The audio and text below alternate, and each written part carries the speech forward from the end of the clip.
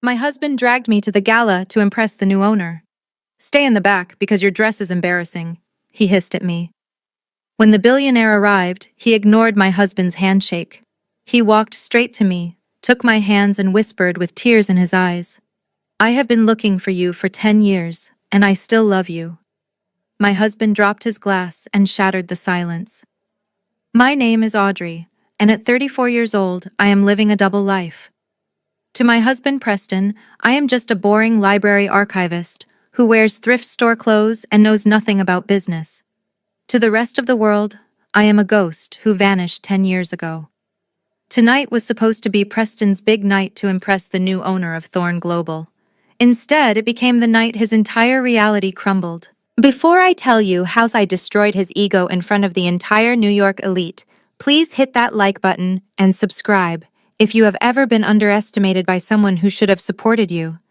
Your support helps me share more stories like this. The grip on my bicep was bruising as Preston shoved me toward the shadowed alcove near the kitchen doors of the Plaza Hotel. The air smelled of expensive perfume and anticipation, but all I could smell was my husband's desperate ambition mixed with his cheap cologne. He looked me up and down with a sneer that twisted his handsome face into something ugly. "Look at you." He spat, his voice a harsh whisper. "You look like you raided a dumpster."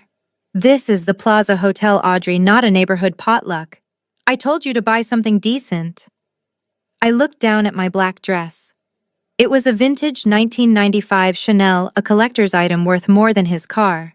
But to a man like Preston, who only understood logos and flash, it was just an old rag. I remained silent, adjusting the silk on my shoulder.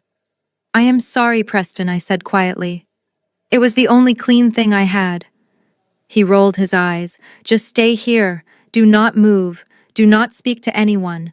I am about to close the biggest deal of my life with Thorn Global. If the new owner sees you, he will think I am running a charity, not a business. You are a liability, Audrey." I felt a bubble of laughter rising in my throat. He was worried about impressing the owner of Thorn Global without realizing that the founder of the company was standing right in front of him, being told to hide by the kitchen. I reached for a glass of champagne from a passing waiter tray, needing something to cool the fire in my veins. Preston immediately snatched the crystal flute from my hand, nearly spilling it. "No," he commanded. "You will spill it on someone important. You are clumsy and we cannot afford the dry cleaning bill. Here." He shoved a lukewarm plastic water bottle against my chest. I clutched it as he turned his back on me, straightening his tie and putting on his fake charming smile as he walked toward the center of the room. He left me standing in the shadows holding a water bottle like a discarded child, while he went to worship the very empire I built with my own hands. I watched him go, taking a sip of water. "Enjoy the spotlight while you can, Preston, because the owner is about to arrive and he is not going to like how you treat his partner." The double doors swung open and the room went silent as if someone had cut the power. Dominic Thorne did not just walk into a room, he consumed it. He was flanked by 4 security guards who looked like they chewed glass for breakfast, but Dominic himself was the most intimidating figure there. He wore a midnight blue suit that cost more than our entire house cut to fit him like a second skin. He did not look like a corporate suit. He looked like a predator entering a pen of sheep. I saw Preston straighten his tie so fast, I thought he might strangle himself. He elbowed a waiter out of the way, desperate to be at the front of the receiving line. This was it, the moment he had rehearsed in front of the bathroom mirror for weeks. He put on his most sycophantic smile, the one that made his eyes crinkle in a way that used to charm me, but now just made my stomach turn. "Mr. Thorne." Preston called out, his voice cracking slightly. "Over here. I am Preston. We spoke on the phone about the merger." He extended his hand, holding it out in the empty air. I watched from the shadows, leaning against a pillar. The second-hand embarrassment was almost palpable. Dominic stopped. He turned his head slowly, his cold gray eyes sweeping over the crowd. His gaze landed on Preston for a fraction of a second. It was not a look of recognition. It was the look you give a fly buzzing around your food. He did not shake Preston's hand. He did not even nod. He simply turned away and kept walking, leaving my husband with his hand extended, shaking, grabbing at nothing but rejection. A ripple of uncomfortable murmurs went through the crowd. Preston turned beet red, his smile frozen on his face like a cracked mask. He looked around frantically, trying to play it off, pretending he was just waving at someone else, but everyone saw. The great Preston, the man who claimed to be close personal friends with the new owner, had just been treated like furniture. But then Dominic did something that made the murmurs stop completely. Instead of heading toward the VIP table where the champagne tower waited, he turned sharply to the left. He was walking straight toward the service area, straight toward the dark alcove near the kitchen, straight toward me. I saw the blood drain from Preston's face. He looked from Dominic to me, and I could practically hear the panic screaming in his head. He thought I was going to embarrass him. He thought I was going to spill water on the billionaire or say something stupid. He started pushing through the crowd, desperate to intercept Dominic before he reached his shameful, ill-dressed wife. But he was too slow. Dominic was already there, standing just inches from me, blocking out the rest of the room with his presence. Dominic stood before me, blocking out the harsh lights of the chandeliers. The chatter in the room did not just fade, it evaporated. 300 of New York's elite were holding their breath, their eyes glued to the dark corner where the billionaire stood in front of the woman in the vintage dress. He did not speak at first, he just looked at me. For a moment, the cold, ruthless mask of the corporate shark melted away. In his eyes, I did not see the man who destroyed companies for sport. I saw the math prodigy I used to code with in a garage until sunrise. I saw the only man who ever understood the language of numbers the way I did. Then he did the unthinkable. He did not bow. He did not offer a polite handshake. Dominic Thorne, the man who made senators wait in his lobby, slowly lowered himself onto one knee. A collective gasp ripped through the room. It was loud enough to be heard over the hum of the air conditioning. I froze, my hand tightening around the cheap plastic water bottle Preston had shoved at me. This was a violation of every social rule in the room. Kings do not kneel to peasants. But Dominic was not looking at a peasant. He reached out his hands, trembling slightly, and gently took my free hand. His skin was warm, a shocking contrast to the ice in my veins. "Audrey," he breathed, his voice low, but carrying a weight that seemed to shake the floorboards. "I have been looking for you for 10 years. I tried to pull my hand away, panic flaring in my chest. "Dominic, please get up. Everyone is staring." "Let them stare," he said, his voice rising, gaining that commanding edge that terrified boardrooms. "They do not know what they are looking at. They see a woman in the shadows. I see the architect of my empire." He looked up at me, his eyes shining with an intensity that made my knees weak. "Thorne Global is dying, Audrey. The system and the algorithm you wrote is rejecting every update. It knows it is not you. It is waiting for its mother." The words hung in the air, heavy and undeniable. The mother of the system.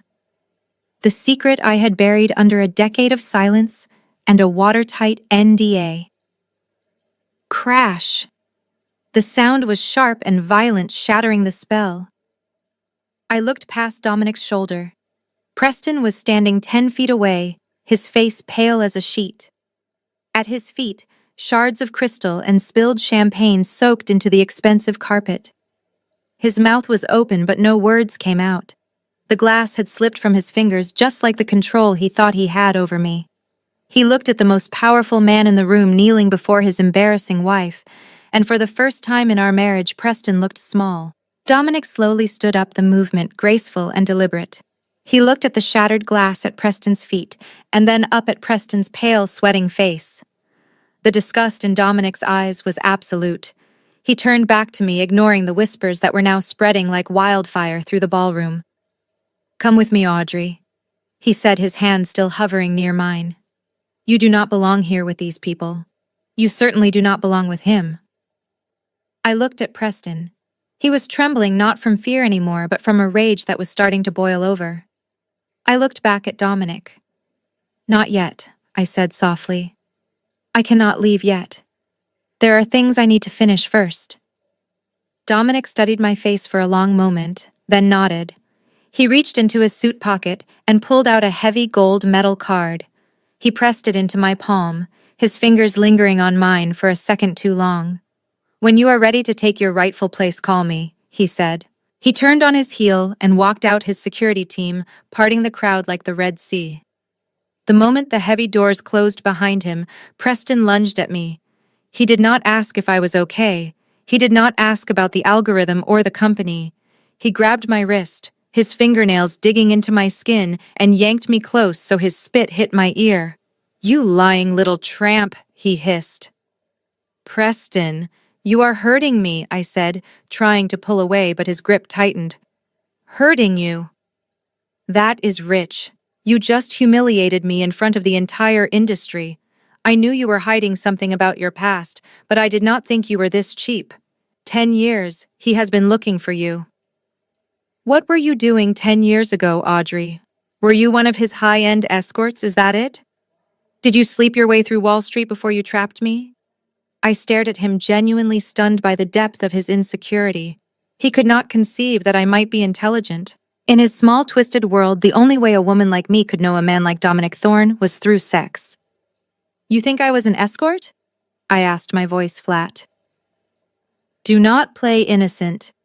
Preston spat, dragging me toward the exit. "People like Dominic Thorne do not kneel for library archivists. He looked at you like he owned you. How much did he pay you back then?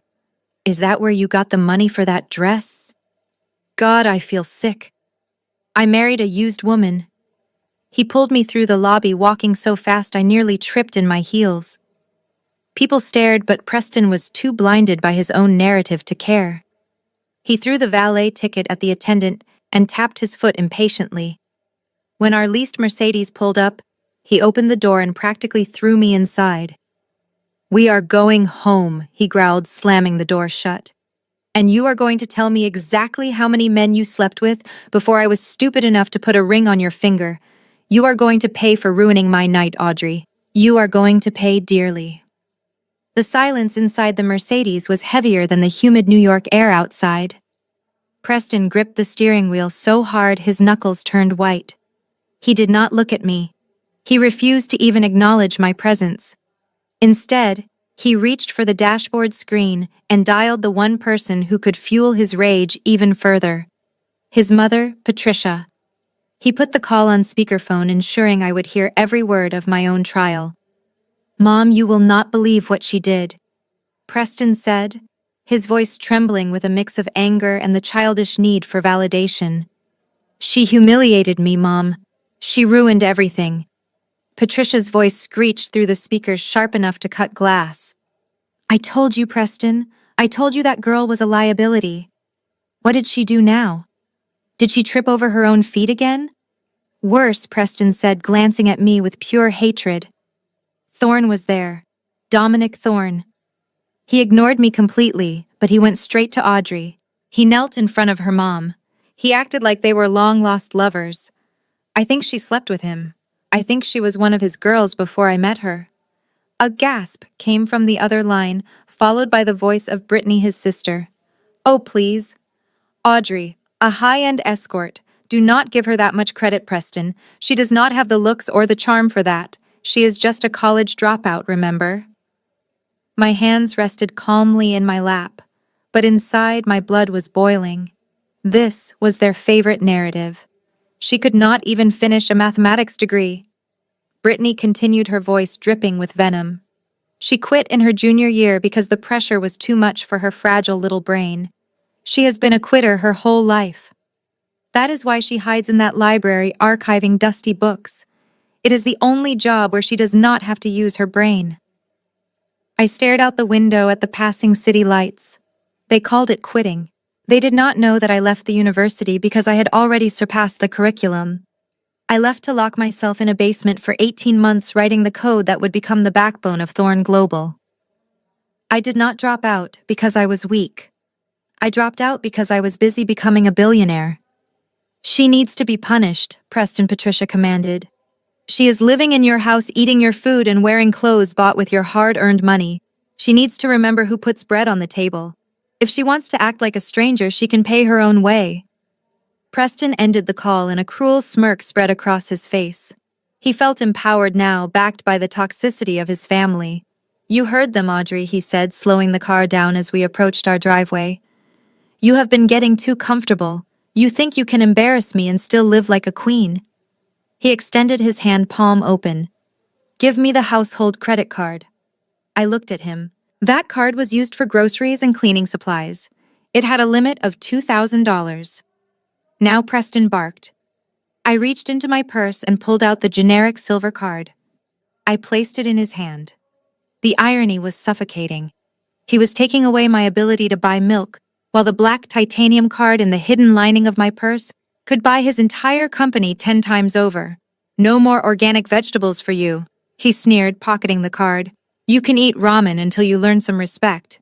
And do not think about asking for cash. As of this moment, your allowance is 0. Welcome to the real world, Audrey. Let us see how long you survive without me. The house was silent when we finally got back, save for the hum of the refrigerator and the ticking of the grandfather clock in the hallway. Preston stormed off to the master bedroom without another word, slamming the door loud enough to shake the frame. He had banished me to the guest room 6 months ago, claiming my reading light kept him awake, but I knew he just preferred his own company and the endless scrolling on his phone. I walked into the small, sparsely furnished guest room and locked the door. For the first time all night, my shoulders dropped. I kicked off my heels and walked over to the closet. Behind a stack of old winter coats and shoeboxes, there was a small safe bolted to the floor. It was the only thing in this house that Preston did not have the combination for. I spun the dial. Right to 22, left to 07, right to 99, click. The heavy door swung open. Inside, there was no jewelry, no cash, no love letters. There was just a single thick manila envelope yellowed with age. I pulled it out, my fingers tracing the familiar red wax seal on the back. I sat on the edge of the bed and opened it. The papers inside smelled like stale coffee and late nights in a university computer lab. Top secret. Non-disclosure agreement. Parties Dominic Thorne and Audrey Keene. Date, October 15th. 2014. Duration, 10 years. I ran my hand over the signatures at the bottom. Dominic's was bold and sweeping. Mine was small and precise. Below the signatures was a clause that I had memorized word for word.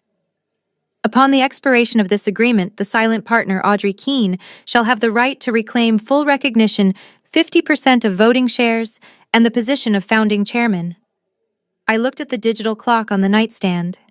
It read, 11:59 p.m. 10 years ago, I had agreed to disappear.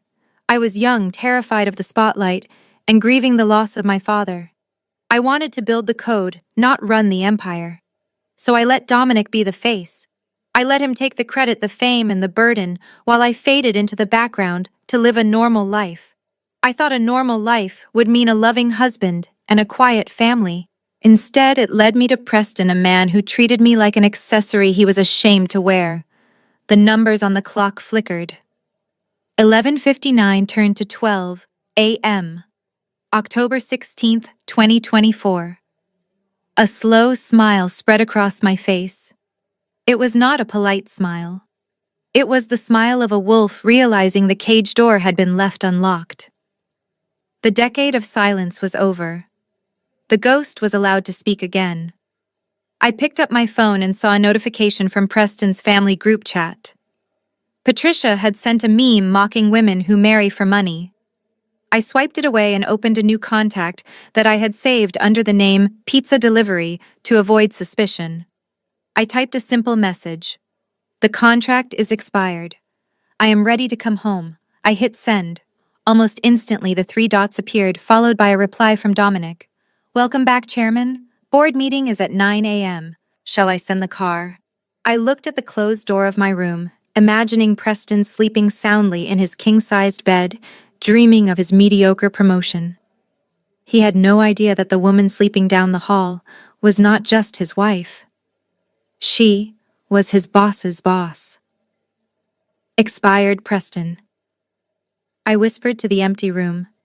Your time is up. The morning sun streamed through the French windows, illuminating the dust motes dancing over the mahogany dining table.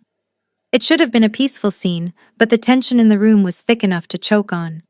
My mother-in-law Patricia sat at the head of the table like a queen on her throne, her face a mask of cold fury. Across from her, my sister-in-law Brittany was scrolling through her iPad, a malicious smirk playing on her lips. She did not even look up when I entered. She just slid the tablet across the polished wood until it hit my coffee cup with a sharp clink. "Look at you," she giggled. "You are trending, Audrey. Who knew being a charity case was so photogenic?" I looked down. The screen displayed a high-resolution photo from last night. It captured the exact moment Dominic Thorne, the Wolf of Wall Street, knelt before me in the shadows. The lighting made it look intimate, almost romantic. The headline screamed in bold red letters, "Thorne's Mystery Cinderella, a secret romance or a corporate scandal." Before I could even process the ridiculous caption, a porcelain plate went flying. It struck my chest with a dull thud, shattering on the floor and splattering warm, runny scrambled eggs and ketchup all over my vintage white blouse. The heat of the food soaked through to my skin, but I did not scream. "You filth!" Patricia screeched, standing up so abruptly, her heavy wooden chair scraped loudly against the floor. "Is this how you repay us? We took you in when you were nothing. We gave you a roof over your head. And this is what you do. You go out and spread your legs for the competition." I stood there, the yolk dripping down my front onto my shoes. Preston was nowhere to be seen. He was likely hiding in his office, too cowardly to face the storm, leaving me to deal with his mother's wrath alone. "You are trying to sabotage my son," Patricia yelled, her face turning a blotchy red. "You want to humiliate him so you can run off with a billionaire. Tell me, Audrey, how long have you been sleeping with him? Did you give him company secrets in exchange for a diamond necklace? You are nothing but a common slut." The old Audrey would have cried. She would have apologized for a sin she did not commit. She would have begged for forgiveness just to keep the peace. But the Audrey who woke up this moment was the chairman of Thorne Global. I looked at the yellow stains spreading across my chest. I did not flinch. I did not gasp. Slowly and deliberately, I picked up a linen napkin from the table. I wiped a glob of egg from my collar, my movements methodical and calm. I placed the soiled napkin on the table next to the shattered porcelain. Then I looked Patricia dead in the eye. My silence was not submission. It was a warning. "Say something," she screamed, slamming her hand on the table. "Defend yourself, you ungrateful leech!"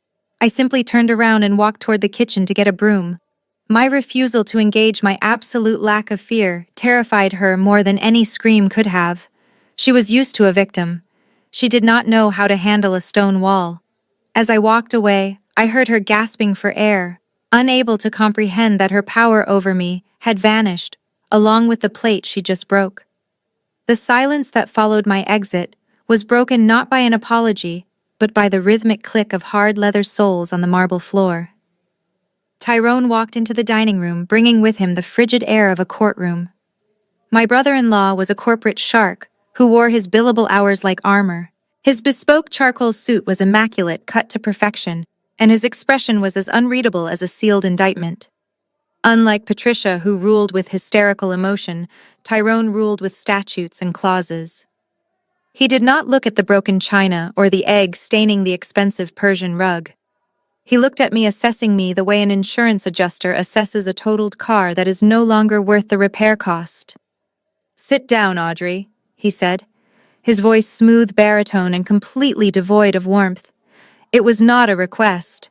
It was a command issued by a man used to being obeyed by junior associates. I remained standing, leaning against the granite island, crossing my arms over my ruined blouse. "I prefer to stand, Tyrone. I have had enough of this family looking down on me for one morning." He chuckled, a low, humorless sound that did not reach his eyes. He placed his heavy leather briefcase on the table, unlocking it with a sharp metallic snap that echoed in the quiet room. "This is not about feelings, Audrey. This is about risk management." Preston called me in a panic. "He is validly concerned about the exposure your behavior has created for the family assets and his professional reputation." "My behavior?" I asked, arching a brow, fighting the urge to laugh at the absurdity. "You mean the part where I was publicly humiliated by your brother, or the part where I was just assaulted by his mother with a plate of eggs?" I mean the part where you publicly associated yourself with a direct competitor. Tyrone countered smoothly, pulling out a thick stack of legal documents bound with a heavy clip. Thorne Global is hostile to our interests. Your interaction with Dominic Thorne creates a significant conflict of interest. In the corporate legal world, we call you a liability, Audrey, and liabilities must be neutralized. He slid the document across the polished mahogany table. It stopped inches from the mess his mother had made. It was thick, heavy, and ominous. "What is this?" I asked, though I already knew exactly what legal trap he was setting. "A post-nuptial agreement amendment," Tyrone said, clasping his manicured hands on the table. "It stipulates that any relationship or communication you have with Mr. Thorne is strictly for the benefit of Preston's career. It also states that in the event of a divorce, regardless of the cause, you waive all rights to spousal support and any claim to the appreciation of marital assets. Consider it a safety net for us. If you are innocent, you have nothing to worry about. If you are plotting something, this protects us." He reached into his pocket, uncapped a gold-plated Mont Blanc fountain pen, and set it on top of the paper with a precise, deliberate movement. "Sign it, sister-in-law," he said, his eyes cold and dead. "Prove your loyalty to this family, or pack your bags and leave with nothing but the dirty clothes on your back." I picked up the heavy document and began to read. The legal jargon was dense, designed to confuse the uneducated, but to me, it was as clear as a children's book. Tyrone had drafted a masterpiece of cruelty. It was not just a post-nuptial agreement, it was a confession and a death sentence wrapped in expensive bond paper. Clause 4 was particularly creative. It stated that I, Audrey Keene, acknowledge that any past, present, or future interaction with Dominic Thorne was solely for the purpose of advancing Preston's business interests. It forced me to admit to an affair I never had, framing my connection to the billionaire as a strategic seduction authorized by my husband. But the financial clauses were even worse. If our marriage ended for any reason, including Preston's infidelity or abuse, I would walk away with zero assets. I would have no claim to the house, the cars, or his retirement accounts. However, I would be fully responsible for 50% of the household debt. Tyrone was trying to saddle me with the loans for the luxury cars Preston drove and the credit card bills Patricia racked up. It was a trap designed to keep me silent, obedient, and terrified. I looked up from the paper. The room was suffocatingly quiet. Patricia was leaning forward, her eyes gleaming with malicious anticipation. Brittany had stopped scrolling on her iPad, her smirk widening as she waited for my total surrender. "It is a standard protection clause," Tyrone lied smoothly. "We just need to ensure the family wealth stays within the family. If you are a good wife, this document will never see the light of day. Sign it, Audrey." I turned to my husband. Preston was standing by the window, checking his watch, looking bored. He was letting his brother-in-law dismantle my life because he was too weak to do it himself. "Preston," I said, my voice steady, "do you agree with this? Do you really want me to sign a document that leaves me with your debt and none of your assets?" Preston finally looked at me. There was no love in his eyes. There was only the cold calculation of a man who loved his image more than his wife. "You caused this mess, Audrey," he said coldly. "You humiliated me. You made my mother cry. This is the consequence. If you want to stay in this house, if you want to eat my food, you sign the paper. Otherwise, you can get out." The ultimatum hung in the air. Sign or starve. Submit or be homeless. I looked at the three of them. The mother who hated me, the brother-in-law who underestimated me, and the husband who betrayed me. They thought they had cornered a frightened mouse. They had no idea they were poking a sleeping dragon. I reached out and took the gold Mont Blanc pen from the table. It felt heavy and cold in my hand. Tyrone smirked, already taking a victory lap in his head. Patricia let out a sigh of relief. I lowered the pen to the paper. The nib hovered over the signature line, the black ink ready to flow. But I did not write my name. Instead, I tightened my grip on the pen, my eyes scanning the document one last time, not to read it, but to dissect it. I reached into my purse, but instead of a tissue to wipe away my tears, I pulled out a red ink pen that I used for correcting catalog errors at the library. The sound of the cap clicking off echoed like a gunshot in the silent dining room. I did not sign on the dotted line. Instead, I flipped the document back to page 1 and pressed the tip of the pen against the paper. The sound of the pen scratching against the page was violent. I drew a thick red line through the entire first paragraph. Then I slashed through the third clause. I circled a typo in the preamble and wrote a question mark next to it. Tyrone watched me, his eyes widening in confusion, which slowly morphed into horror as I desecrated his legal masterpiece. "What are you doing?" he stammered, losing his composure for the first time. "Stop that. That is a legal document, not a coloring book." I ignored him. I flipped to page 5 where the financial penalties were listed. I crossed them out with such force that the pen tore through the paper. I looked up at him, my eyes cold and sharp. "Clause 12, Section B." I said, my voice steady and authoritative. "You are citing the precedent from State v. Henderson 2018 regarding spousal fiduciary duty." Tyrone blinked. "Yes. It is standard case law. It was standard until 6 months ago," I corrected him. "That ruling was overturned by the Supreme Court in the Anderson appeal." Citing an overturned case to coerce a signature is not just lazy Tyrone, it is malpractice. In the state of New York, this entire liability clause is void ab initio. I threw the pen down on the table. It spun around and pointed directly at him. I looked at his stunned face, and then at the bewildered expressions of Preston and Patricia. They had no idea what I was talking about, but they understood the tone. The sheep was speaking wolf. I pointed a finger at the red ink bleeding on the page. "You also misspelled indemnification on page 3, and you used the wrong jurisdiction code for the asset forfeiture. This is amateur work." "Tell me, Tyrone, did you actually graduate with honors like you claim, or did you just buy your degree the same way Preston buys his friends?" The silence that followed was heavy. Tyrone snatched the document from the table, his hands shaking slightly. He frantically flipped through the pages, scanning the citations I had marked. His face went pale. He realized I was right. The arrogant smirk was gone, replaced by the terrifying realization that the woman he called a liability knew more about corporate law than he did. For the first time in 10 years, I saw fear in their eyes. They looked at me, and they did not see the quiet librarian anymore. They saw a stranger, a dangerous stranger who had been living in their house, watching, listening, and waiting for the right moment to strike. "This contract is garbage," I said, standing up and smoothing my skirt. "Draft a new one that is actually legal. Or better yet, do not bother. I am not signing anything. Now, if you will excuse me, I have a job to go to. Someone has to pay for the dry cleaning since my husband cut off my credit card." That night, the air in the house shifted from hostile to something far more sinister. I was in the guest room folding the few clothes I had not packed yet when I heard a soft knock. It was not the angry pounding of a man who wanted to fight. It was the hesitant tap of a man who needed a favor. Preston opened the door. He had loosened his tie and his hair was disheveled. The arrogance from this morning was gone, replaced by a sweaty desperation. He held 2 glasses of wine, cheap wine, the kind he usually bought for cooking, but now he was offering it to me like a peace offering. "Can we talk, Audrey?" he asked, stepping into the room without waiting for an invitation. I did not take the glass. I just watched him. "I know things got heated this morning," he said, pacing the small room. "My mom and Tyrone, they are just stressed. We all are. The company is in bad shape, Audrey. Worse than I told you." He sat on the edge of the bed, invading my personal space. He took a large gulp of wine.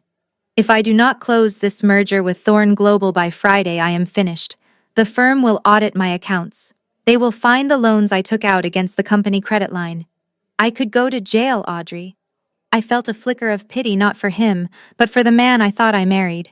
He was a fraud, crumbling under the weight of his own lies. "So what do you want me to do, Preston?" I asked. He looked up at me, and his eyes were pleading. But beneath the pleading was a calculation that made my skin crawl. "Dominic Thorne likes you," he said softly. "I saw the way he looked at you. He is obsessed." He scooted closer, his voice dropping to a conspiratorial whisper. "Why not use that Audrey? Why not let him have what he wants? Just for a little while, just until he signs the merger papers." I stared at him, unable to process the words coming out of his mouth.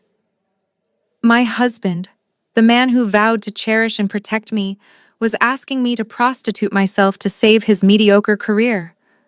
Are you suggesting I sleep with him? I asked, my voice devoid of emotion. Preston shrugged, trying to play it off as a modern, pragmatic decision. I am saying, be nice to him. Go to dinner. Go to his hotel. Whatever it takes to get that signature.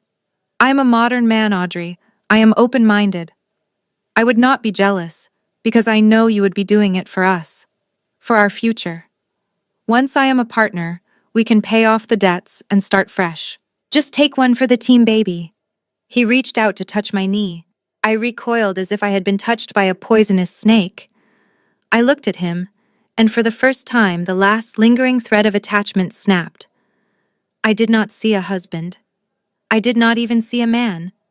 I saw a parasite, a creature willing to feed on anything, even his own wife, to survive.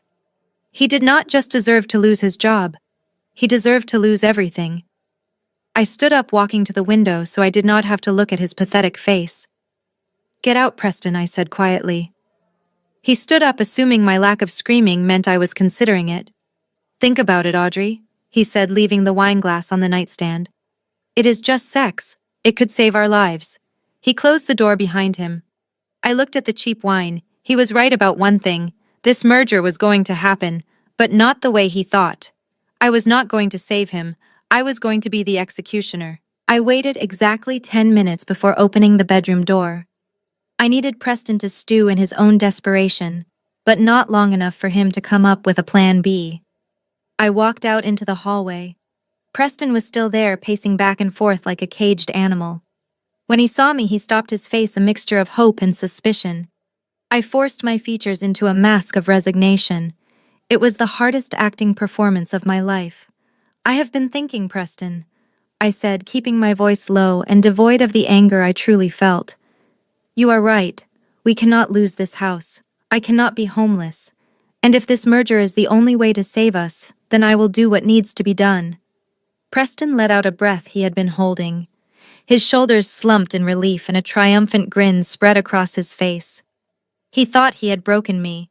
He thought the threat of poverty had forced the stubborn wife back into line. He walked over to me, reaching out to touch my arm, but I took a subtle step back. I knew you would see reason, Audrey, he said, his voice dripping with condescension. You are a smart girl deep down. This is just how the world works. You scratch his back, he signs my deal, and we all get rich. There is a condition, I said, cutting off his victory speech. Preston narrowed his eyes.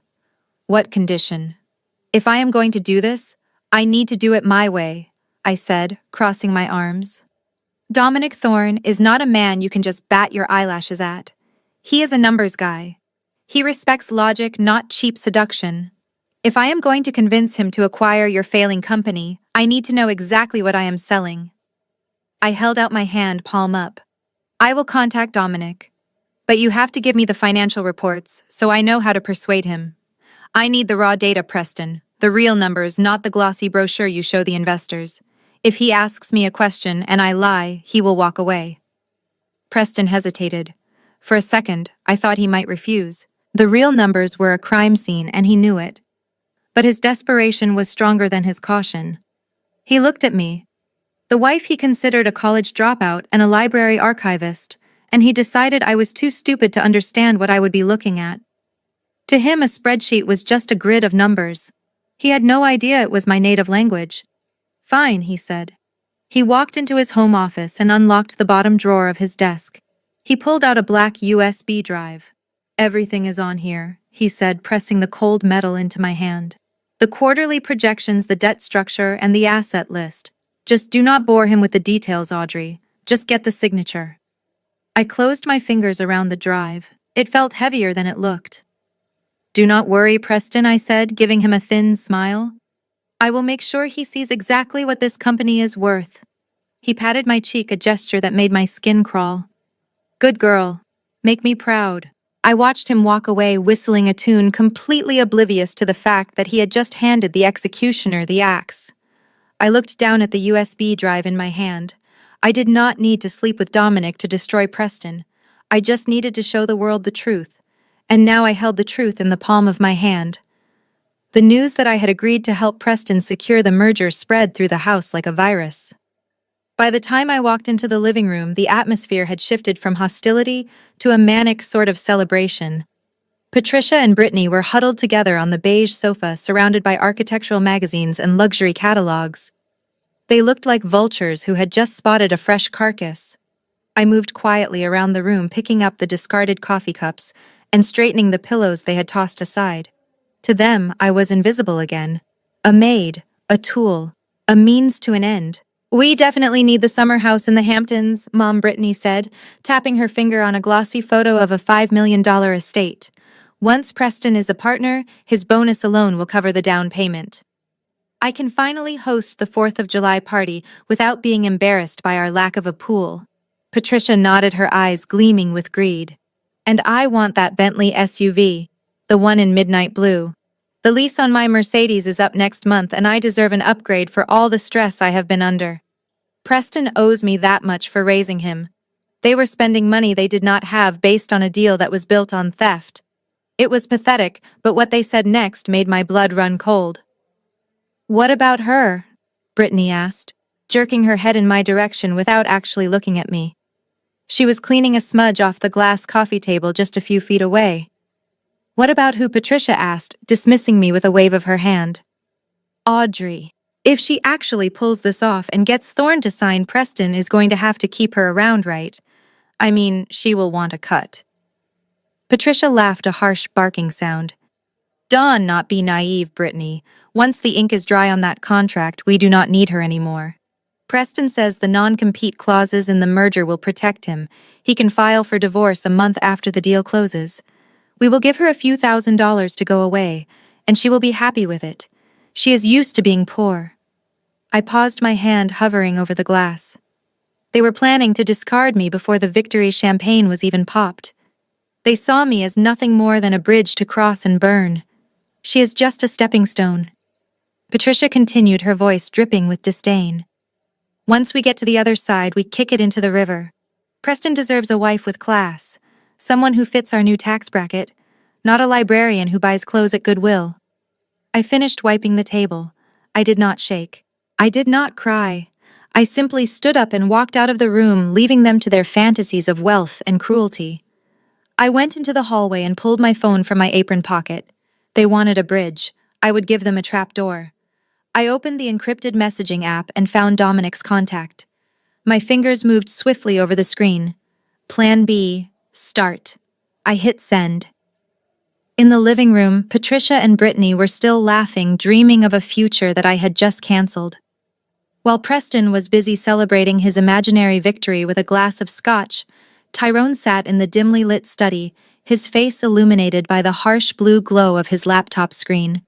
He was not a man who believed in luck. In his line of work, when a cornered opponent suddenly surrendered, it usually meant they were leading you into a trap.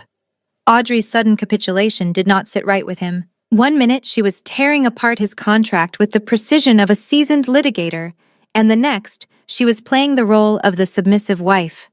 It was too clean, too convenient. Tyrone logged into a private investigator database, a subscription paid for by his firm, for background checks on high-profile opponents. He typed in Audrey Keene. He expected to find a trail of failures. Maybe a firing from a fast food joint, or a history of unpaid bills. Instead, he found a void. From the year 2014 to 2024, Audrey's digital footprint was non-existent.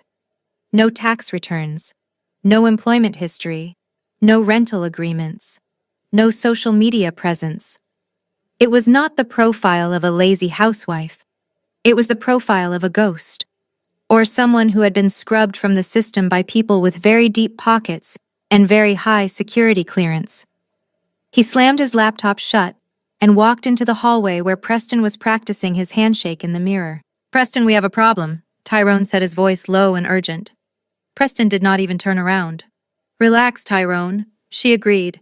"We are getting the merger. Why do you always have to be such a killjoy?" "I ran a background check on her," Tyrone said, stepping closer. "There is a 10-year gap in her history, a complete blackout.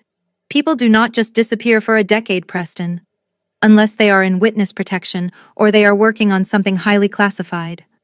She is dangerous, She is not who she says she is. Preston laughed a loud, dismissive sound that echoed off the walls. You are being paranoid. She was depressed after her father died. She probably spent 10 years crying in a basement and eating ice cream. She is just a bookworm, Tyrone. A glorified librarian. Stop looking for conspiracies where there is just mediocrity. Preston adjusted his tie, winking at his own reflection. She is harmless. I have her exactly where I want her. He walked away, whistling, leaving Tyrone standing alone in the hall. Tyrone watched him go, his jaw clenched. Preston was an idiot. A useful idiot, but an idiot nonetheless. If Preston would not protect the family assets, Tyrone would. He spotted Audrey's phone sitting on the hallway console table. She had left it there while she went to the laundry room. Tyrone looked around. The hall was empty. He moved with the speed of a thief. He picked up the phone. It was an old model with a cracked screen. He pulled a cable from his pocket and connected it to his tablet. His fingers flew across the screen. He was not just a lawyer, he was a man who knew that information was currency. In 30 seconds he bypassed her simple security and installed a mirror application. It was highly illegal and completely unethical, but Tyrone did not care. The upload bar hit 100%. Gotcha, he whispered, disconnecting the cable. He placed the phone back on the table in the exact same position. Now every text she sent, every call she made, and every location she visited would be beamed directly to his tablet. He would expose her. He would find out who Audrey Keene really was, and then he would destroy her. Just as he stepped back, Audrey walked out of the laundry room holding a basket of clothes. She smiled at him. It was a polite, empty smile. Tyrone smiled back. But behind his smile, the hunter was already setting his sights. The next morning, I told Preston I was going to the library to volunteer for an extra shift. He did not even look up from his phone where he was frantically checking stock prices. He just waved his hand dismissively and told me to be back in time to iron his shirt for the meeting. I walked out of the house wearing my beige cardigan and sensible shoes, the perfect picture of a boring, obedient wife. But I did not go to the library. I took a cab to the financial district. Standing in front of the Thorn Global Tower, I felt a rush of adrenaline that I had not felt in a decade. The building pierced the sky, a monolith of glass and steel that screamed power. For 10 years, I had walked past this building on the other side of the street, looking at the logo I designed on a coffee shop napkin, knowing I was the ghost haunting the machine. Today, the ghost was coming back to life. I walked into the lobby. It was a cathedral of capitalism, all white marble and intimidation. Men in $3,000 suits scurried around whispering into earpieces. I did not go to the guest reception where a line of hopeful interns waited. I walked straight to the private elevator bank reserved for executive officers. A security guard nearly twice my size stepped forward, his hand raising to block my path. "Ma'am, this area is restricted," he said, his voice stern. "Deliveries are around the back." I did not answer. I simply stepped up to the biometric scanner mounted on the wall. I pulled off my thick-rimmed glasses and looked directly into the lens. The red laser scanned my iris. There was a pause, a heartbeat of silence where the guard looked ready to grab my arm and escort me out. He probably thought I was a confused tourist or a crazy person. Then the panel turned a brilliant green. A robotic voice, cool and deferential, echoed through the quiet corner of the lobby. Identity confirmed. "Welcome back, Founder 01. The guard froze. His jaw practically hit the floor. Founder 01 was a myth in this company, a legend whispered about in break rooms. Everyone knew Dominic Thorne was Founder 02, but 01 had never been seen, until now. The heavy steel doors slid open. I stepped inside and turned to face the stunned guard. "Have a nice day," I said as the doors closed on his bewildered face. The elevator shot up to the 95th floor in seconds. When the doors opened, I was not in a hallway. I was in the inner sanctum, the executive suite.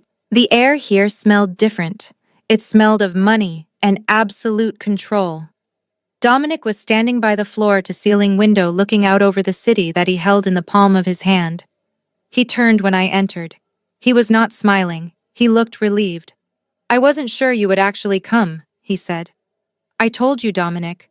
The contract is up," I replied, walking over to the massive oak conference table. And I have a mess to clean up. Preston sent over the merger proposal this morning, Dominic said, sliding a tablet across the surface. He is desperate. He is offering terms that are frankly insulting to my intelligence. He is trying to sell us a sinking ship painted gold. He thinks you are buying a company, I said, picking up the tablet and scrolling through the familiar data. He does not know you are buying a crime scene. Dominic nodded, leaning against the table. The board is curious. They know I am the CEO, but they have always known there was a silent partner holding the golden shares. They want to know if you are ready to take the wheel. I looked at the empty chair at the head of the table. It had been empty for a decade, a symbol of my absence. I am not just taking the wheel, Dominic, I said, sitting down. The leather chair felt like it had been waiting for me. I am driving this merger straight into my husband's heart. Give me full operational control. I want to handle the negotiations personally. Dominic grinned. It was the grin of a wolf who just found his packmate. Done, he said. The floor is yours, Madam Chairman. I inserted the black USB drive into the secure terminal at the head of the conference table. The screen on the far wall flickered to life, filling the room with the digital guts of Preston's company. Dominic stood beside me, his arms crossed as we watched the data stream by. At first glance, it looked like a standard proprietary algorithm. It was messy, inefficient, and patched together with digital duct tape, typical of a company trying to scale too fast without a solid foundation. But as I peeled back the layers of the interface and got down to the source code, something caught my eye. A variable name. Wait, I said, freezing the screen. Scroll back up, line 400. Dominic tapped the console. The code stopped. There it was. A specific string of command lines written in a syntax that was unique to me. It was a coding fingerprint I developed 10 years ago to optimize data flow. I called it the Ghost Protocol. It was never released to the public. It was part of a beta project I worked on at Thorn Global 5 years ago before we scrapped it for something better. This is not possible, Dominic muttered, leaning closer to the screen. This is Project Alpha. This is our code, Audrey. The code we archived 5 years ago. I felt a cold rage settle in my chest. It was not just similar, it was identical. Preston's entire business model, the revolutionary software he claimed to have invented, was stolen. He had somehow gotten his hands on a discarded drive or hacked a low-level server and repackaged my old work as his own genius. He called me a dropout, I whispered, staring at the screen. He told everyone I was too stupid to finish college. Yet for 5 years he has been paying the mortgage with code I wrote in my sleep. The irony was suffocating. My husband bullied me for being useless while unknowingly standing on a pedestal I built. He was not a businessman. He was a thief, and not even a smart one because he was trying to sell the stolen goods back to the original owner. Dominic looked at me, his face hardening. This changes everything. We cannot acquire them. This is intellectual property theft, corporate espionage. If we merge with them, we validate their crime. I looked at the merger contract open on my tablet. The one Preston was praying I would get signed. I selected the file. You are right, Dominic, I said, my voice dropping to a dangerous whisper. We are not going to acquire them. I deleted the merger file. Then I opened a new blank document. My fingers flew across the keyboard, typing with a ferocity that echoed in the silent room. What are you doing? Dominic asked. I am not drafting a merger agreement, I said without looking up. I am drafting a lawsuit and a hostile takeover plan. I am going to take back my code, Dominic, and I am going to take everything else he has along with it. By the time I am done, Preston will wish he had never learned how to turn on a computer. I arrived home just as the sun was setting, casting long shadows across the manicured lawn that Preston refused to let me touch because he said I did not know how to edge the grass properly. He was waiting for me in the hallway, pacing back and forth, his phone clutched in his hand like a lifeline. When he saw me, he stopped. He did not ask how my day was. He just looked at me with wild, expectant eyes. Well, he demanded, did you talk to him? I walked past him and set my purse on the table. The purse that contained the USB drive with the evidence of his crimes. Yes, Preston, I said calmly. I spoke to Dominic. He reviewed the files. He agrees to the merger. Preston let out a shout of triumph that was so loud it startled the cat. He punched the air, laughing like a maniac. I knew it. I knew he would cave. He sees the value. He knows I built something undeniable. He grabbed my shoulders, shaking me slightly. This is it, Audrey. We are going to be rich. I am going to be a legend. He agrees to sign the papers this Saturday. I continued, removing his hands from my shoulders. He wants to do it here, in the garden. He said he prefers an intimate setting to a stuffy boardroom. Perfect, Preston said, his mind already racing. We will host the event of the season. I need to call the caterers. I need to get the best event planner in the city. We need ice sculptures. We need expensive champagne. Then he stopped. His face clouded over as the cheapness that lived deep in his soul resurfaced. Wait, caterers cost a fortune, and event planners charge a 20% markup. We are trying to merge because we are low on cash, Audrey. We cannot blow $10,000 on a party before the check clears. He looked at me, his eyes scanning my outfit. You can do it, he said. Excuse me, I asked. You can do the party, Preston said, snapping his fingers. You are a great cook. You can make those little appetizers. What are they called? Canapés. And you can set up the tables. We will tell Dominic we wanted a family atmosphere. It will make us look humble and grounded. Plus it saves me money. He was serious. He wanted his wife, the woman who had just negotiated the deal of his life, to serve as the unpaid help. You want me to cook and serve the guests at the signing of a multi-million-dollar merger? I clarified. Why not? Preston scoffed. It is what you are good at, Audrey. You are domestic. Leave the business talk to the men. You just keep the glasses full and make sure the napkins are folded. And wear something simple, like a uniform. We do not want you outshining the guests. I looked at him. A normal woman would have thrown a vase at his head, but I was not a normal woman anymore. I was a predator playing with her food. You are right, Preston, I said, a small smile playing on my lips. A home-cooked meal sends the right message. I will take care of everything. The food, the decorations, the guest list. He beamed, oblivious to the precipice he was standing on. That is my good girl. Make it perfect, Audrey. Oh, I will, I whispered as he walked away to call his mother. I am going to prepare a party that no one will ever forget, especially you. Tyrone sat in the darkened guest study with his noise-canceling headphones pressed tight against his ears. The audio file from the spyware he had installed on my phone was playing on a loop. The signal was terrible, corrupted by the interference of the subway tunnel I had been passing through when I made the call, but certain words cut through the static like jagged glass. Voting shares, 51%, chairman. He rewound the clip again, his finger tapping rhythmically on the mahogany desk. Why would a woman whose biggest daily decision was organizing fiction versus nonfiction be discussing majority shareholder rights? It did not make sense. Unless she was not the woman she pretended to be. He ripped the headphones off and marched down the hallway toward the kitchen. The sound of rhythmic chopping echoed through the house. Thwack, thwack, thwack. I was standing at the butcher block island preparing the rack of lamb for the party. I saw Tyrone enter from the corner of my eye, but I did not break my rhythm. I brought the heavy chef knife down on the cutting board, severing the meat from the bone with surgical precision. Tyrone leaned against the granite counter, crossing his arms. He watched me for a moment, his eyes narrowing as he tried to reconcile the domestic servant in front of him with the voice on the recording. "Who were you talking to earlier, Audrey?" he asked, his voice smooth but laced with menace. I did not look up. "Just the butcher," I replied, confirming the order for Saturday. Tyrone laughed, a low, humorless sound. "Since when do butchers discuss hostile takeovers and voting rights?" "I heard you, Audrey. I heard the recording.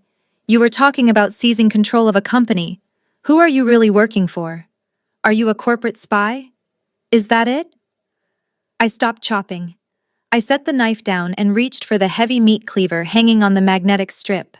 I weighed it in my hand, feeling the cold steel against my palm. "I listen to audiobooks while I shop, Tyrone," I said, keeping my voice light. "It is a legal thriller. You would hate it. The villain is a corrupt lawyer who loses his license for fraud." Tyrone pushed off the counter and stepped into my personal space. He slammed his hand down on the cutting board right next to the meat I was prepping. Stop playing games, he hissed. You are up to something. I can smell it. You are going to tell me exactly what you are planning, or I will go to Preston right now and tell him you are leaking his secrets. He leaned closer, his finger pointing in my face. Start talking, Audrey, or I will destroy you. I looked at his manicured finger hovering inches from the raw meat. I tightened my grip on the cleaver. In one fluid motion, I raised my arm and brought the heavy blade down with all my strength. Thwack! The steel bit deep into the wooden board, missing Tyrone's index finger by less than a millimeter. The vibration of the impact rattled the island. Tyrone yelped and scrambled back, clutching his hand to his chest as if he had been burned. His face went pale, his eyes wide with genuine terror. He looked from the cleaver embedded in the wood to my face. Are you crazy? He shouted, his voice cracking. You could have cut my finger off. I slowly pulled the cleaver free, the metal scraping against the wood with a shiver-inducing sound. I looked him dead in the eye. My hand slipped, I said, my voice devoid of apology. Just like your ethics are slipping, Tyrone. I pointed the dull edge of the blade at him. Do not worry about my phone calls. If I were you, I would be worrying about that bar license of yours. I hear the State Ethics Committee is cracking down on lawyers who knowingly facilitate fraud. It would be a shame if someone sent them a tip about your creative accounting on Preston's merger documents. Tyrone opened his mouth to retort, but the cold certainty in my gaze silenced him. He realized in that moment that he was not the predator in this kitchen. He swallowed hard, straightened his jacket, and backed out of the room without another word. I watched him go, then turned back to the lamb. There was still so much work to do before the slaughter. Preston thought he was delegating a domestic chore when he handed me the guest list. He was actually handing me the weapon that would end his career. I sat at the kitchen table surrounded by silver polish and linen napkins, playing the role of the dutiful wife, while he was out playing golf with his sycophant friends. He wanted an intimate gathering. He wanted a few key board members and his family to witness his triumph. But I decided that a crime of this magnitude deserved a much larger audience. I opened my laptop and logged into a secure server, completely bypassing the family Wi-Fi that Tyrone was likely monitoring. I pulled up the contact list I had built over a decade of silent observation. I did not just invite his friends. I invited his nightmares. I drafted a digital invitation with the subject line, "Exclusive, the real architect of the Thorne merger." I sent it to the senior editor of the Wall Street Journal and the head investigative reporter at the Financial Times. Then I added the CEOs of the 3 companies Preston had cheated in the past. The men he had stepped on to get to the middle. They would not miss a chance to watch him fall. I hit send. The invitations vanished into the ether. By tomorrow morning, the sharks would be circling. I closed the laptop and walked into the bedroom. On the bed lay the outfit Preston had selected for me. It was a gray wool dress, shapeless and modest. It was the kind of dress you wear when you want to blend into the wallpaper. It was the uniform of a servant, a prop designed to make him look like the benevolent provider protecting his simple wife. I pushed the gray dress aside. Next to it sat a sleek black box that had been delivered by a private courier an hour ago. Inside was a white Armani power suit, tailored to within a millimeter of perfection. Beside it lay a pair of Christian Louboutin heels with soles as red as fresh blood. Dominic had sent them with a note that simply read, "Wear your armor."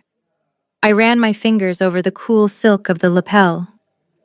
For 10 years I had played the part of the victim. I had made myself small so Preston could feel big. I had dimmed my light so his mediocrity would not look so dark. I had accepted his insults, his financial abuse, and his family's cruelty because I thought I deserved it. I thought penance for my ambition was silence. But as I looked at the sharp lines of that white suit, I felt something shift deep inside my chest. The heavy weight of sadness that had crushed me for a decade evaporated. In its place burned a cold, white-hot fury. I looked in the mirror. I did not see the tired librarian with the messy bun. I saw the mathematician who could solve problems that stumped supercomputers. I saw the billionaire who built an empire from a garage. I saw a woman who was done apologizing. I picked up the gray dress and dropped it into the trash can. The victim died in that kitchen when Tyrone threatened me. The woman who would walk into that garden party on Saturday was not a wife. She was a hunter, and Preston was just a slow-moving gazelle who had no idea the lioness was already at his throat.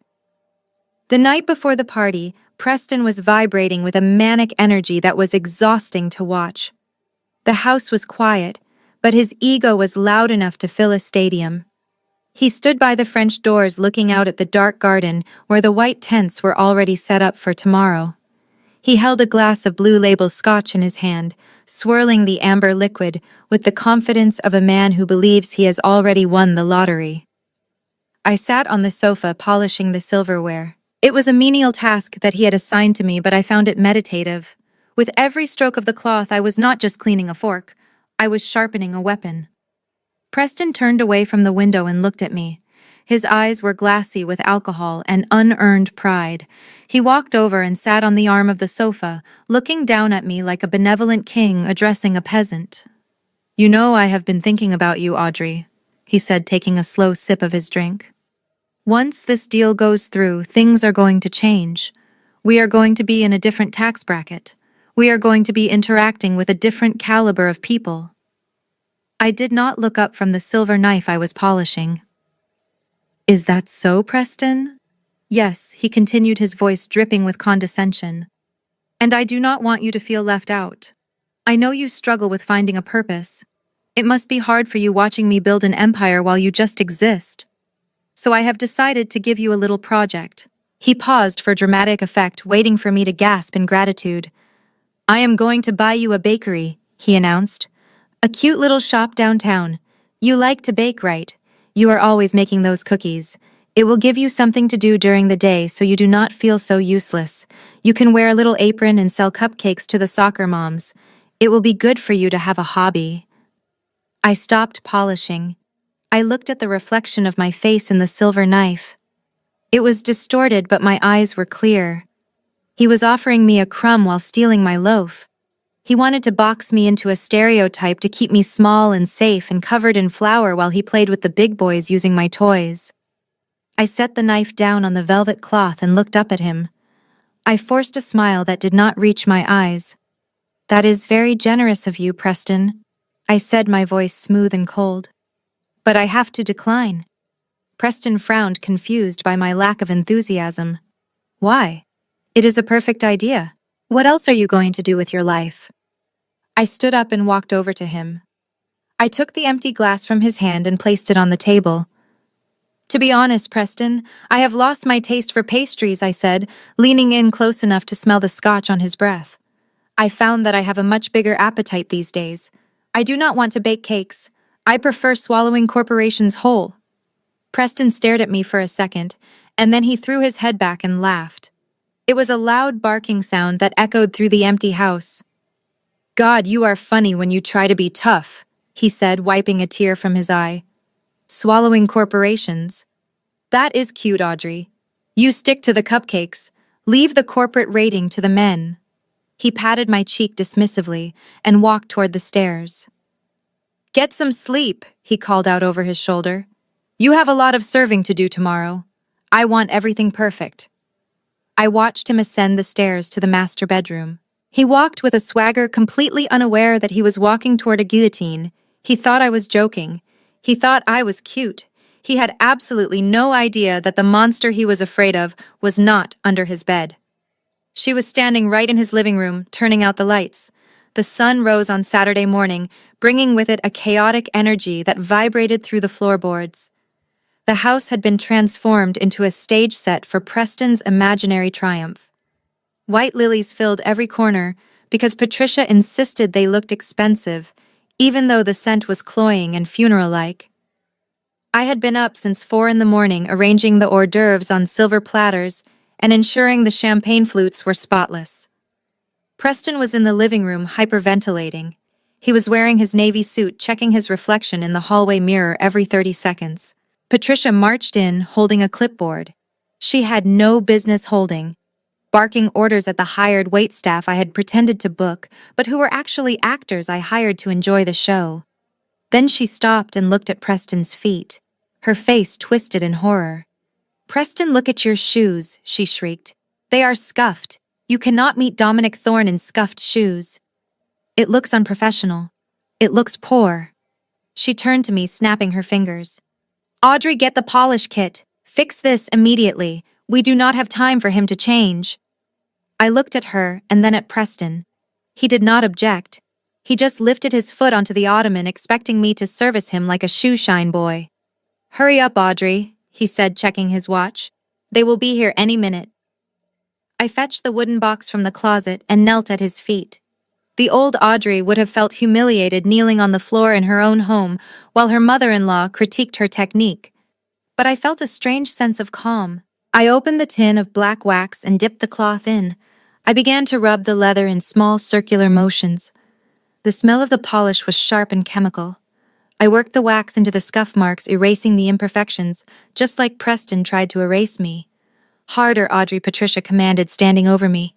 "Make them shine. I want to be able to see my face in them." I applied more pressure. The leather began to gleam. I looked down at the toe of the shoe.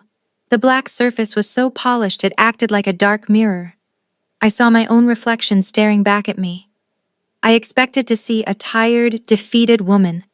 Instead, I saw eyes that were burning with a cold, hard fire. I saw a smile that was not a smile, but a baring of teeth. "There," Preston said, pulling his foot away. "That is acceptable. Now get back to the kitchen. And remember, stay out of sight until we need more appetizers." I stood up, wiping my black-stained hands on a rag. "Do not worry, Preston," I said. "I will be right where I need to be." The sound of gravel crunching under heavy tires drifted in from the driveway.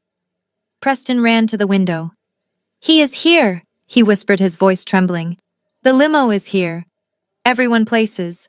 Patricia smoothed her dress. Brittany checked her makeup. Preston adjusted his tie one last time, taking a deep breath to compose himself for the performance of his life. I walked toward the kitchen, but I did not stop there. I kept walking past the oven, past the trays of food, and toward the back door where my garment bag was waiting. The servant had done her duty. It was time for the queen to take the stage. The play was over. The execution was about to begin. The garden transformation was miraculous. What was once a patch of uneven grass was now a vision of white silk tents and crystal chandeliers suspended from the oak trees. I had stayed up until 3 in the morning ironing the tablecloths myself, ensuring every pleat was razor sharp. The air was filled with the scent of expensive lilies and the soft hum of a string quartet playing classical music. It was the perfect setting for a coronation. Preston stood in the center of it all, holding a glass of vintage champagne that I had paid for with my secret savings account. He was surrounded by the board members of the companies he hoped to impress. He looked the part of the successful CEO perfectly. His navy suit was immaculate, his shoes were mirror shiny thanks to my labor, and his smile was wide and confident. Tyrone stood by his side, acting the part of the loyal consigliere. He was laughing at a joke made by Mr. Henderson, the CEO of a major logistics firm. They looked like two kings surveying their kingdom, unaware that the castle was built on quicksand. "I see your brother-in-law is here, Preston," Mr. Henderson said, looking around the garden. "But where is your lovely wife? I thought she was the one who facilitated this meeting with Thorne. I would like to thank her." Preston did not miss a beat. He took a sip of his champagne and waved his hand dismissively toward the main house. "Oh, Audrey. She is around somewhere. You know how women are. She gets terribly nervous around titans of industry like you gentlemen. She is a bit shy." He leaned in closer, lowering his voice as if sharing a confidential secret. "To be honest, she is not really cut out for the business world. She prefers the kitchen. She thinks the boardroom talk is a bit over her head." I tried to get her to come out and say hello, but she insisted on supervising the catering. She feels safer behind a stove. The men chuckled, nodding in understanding. It was a club of arrogance, and I was the punchline. I watched them from the kitchen window, my hand resting on the handle of the service door. I was wearing the white Armani suit, but I had thrown a long trench coat over it to conceal my armor until the right moment. He had buried me so deep in his lie that he actually believed it. He thought I was cowering behind the stove, terrified of spilling the soup. Suddenly, the polite chatter of the garden party was cut short. In the distance, a low rumble began to grow louder. It was not the sound of a single car. It was the sound of an invasion. Blue and red lights flashed against the trees lining the long driveway. The wail of sirens pierced the air, followed by the aggressive hum of heavy engines. The string quartet stopped playing. The guests lowered their glasses. Preston's smile faltered. He looked at Tyrone, who looked equally confused. "Is that the police?" Mr. Henderson asked, stepping back. Preston laughed nervously. "It must be an escort. Dominic Thorne travels with a lot of security. I told you he takes this merger seriously." But as the lead vehicle turned into the driveway, followed by 4 black SUVs and 2 police cruisers, it became clear that this was not a standard VIP arrival. This was a show of force. And the person in that convoy was not coming to negotiate. They were coming to conquer. The heavy doors of the black SUVs opened in perfect synchronization. Dominic Thorne stepped out first, buttoning his jacket with a casual lethality that made the air in the garden drop 10 degrees. He was not dressed for a garden party. He was dressed for war. Behind him came the soldiers. Not men with guns, but men with briefcases. 10 of them. A phalanx of high-priced attorneys in identical charcoal suits marching in lockstep onto the grass. They did not look at the guests. They did not smile at the waitstaff. They fanned out around the perimeter of the garden, effectively turning Preston's social event into a hostage situation. The string quartet trailed off into a discordant silence. The guests lowered their champagne flutes, sensing that the party was over before it had even begun. Mr. Henderson and the other board members exchanged nervous glances, taking a collective step back from Preston. They smelled blood in the water. Preston, however, was too blinded by the glare of his own ego to see the knives. He adjusted his tie and practically jogged over to Dominic, a wide plastic smile plastered on his face. He looked like a puppy running to greet a pack of wolves. "Mr. Thorne." Preston boomed, extending his hand. "You certainly know how to make an entrance. Welcome to my humble home. We are honored, truly honored." Dominic looked at Preston's hand as if it were covered in slime. He did not take it. He simply stood there silent and unmoving, a monolith of judgment. Preston laughed nervously, retracting his hand and wiping it on his trousers. "Right, well, please, come this way," he stammered, gesturing toward the head table where the contract lay waiting next to a crystal ice bucket. "I have the papers right here. Just a few signatures and we can pop the corks. I have reserved the seat of honor for you." He pulled out the chair with a flourish, acting the part of the gracious host. "Please sit, Mr. Thorne," Preston said, his voice trembling slightly. "Let us make history." Dominic did not move toward the table. He did not even look at the contract. He looked over Preston's shoulder, scanning the garden with predatory intensity. "I will not be sitting," Dominic said, his voice projecting clearly across the silent garden. "And I will not be signing anything, Preston. At least not with you." Preston's smile faltered. "I do not understand. We have an agreement. Audrey said you agreed to the terms. You are the CEO. You have the authority." Dominic finally looked at him. The look was not one of anger. It was one of pity. "I am the CEO," Dominic said calmly. "But I do not have the final say on acquisitions of this magnitude, especially when the target company is under investigation for fraud. I answer to the board, and more importantly, I answer to the majority shareholder." Preston blinked, confusion clouding his face. "Majority shareholder? I thought you owned the company." Dominic shook his head slowly. A small, cruel smile played on his lips. "No, Preston. I am just the public face. The real power, the person who built Thorne Global, and the person who holds your fate in their hands, is someone else entirely. And I cannot start this meeting without her." Her, Preston whispered, the blood draining from his face. "Yes," her, Dominic said. "I am waiting for my boss. And the good news is she is already here." Preston looked like a man who had just been told the earth was flat. He blinked rapidly, his brain trying to reconfigure the reality he had constructed. Beside him, Tyrone, usually the picture of composure, frowned deeply. His legal mind was racing, calculating the implications of what Dominic had just said. But Mr. Thorne Preston stammered his voice, losing its confident boom. You are the face of the company. You are on the cover of Forbes. How can you not have the power to sign a simple merger agreement?